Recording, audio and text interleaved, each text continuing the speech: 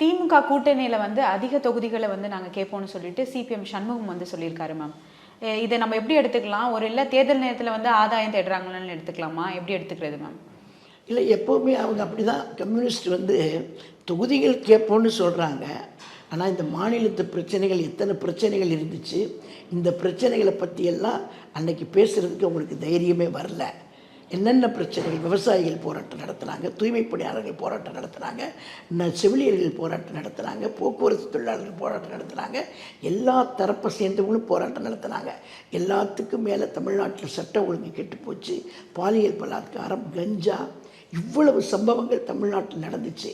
ஆனால் கூட்டணி கட்சியாக இருக்கிறவங்க அன்றைக்கி கண்டிச்சாங்களான்னு கேட்டால் கண்டிக்கலை, கண்டித்து பேசவே இல்லை. ஆனால் இன்றைக்கி தொகுதி பங்கீடுக்கு மட்டும் இவங்க கேட்குறாங்கன்னா இன்றைக்கி இதுதான் சந்தர்ப்பம். திமுகவில் கண்டிப்பாக ஒரு விரிசல் இந்த தொகுதி பங்கீட்டில் கண்டிப்பாக வரும், வராமல் இருக்காது, கண்டிப்பாக வரும்.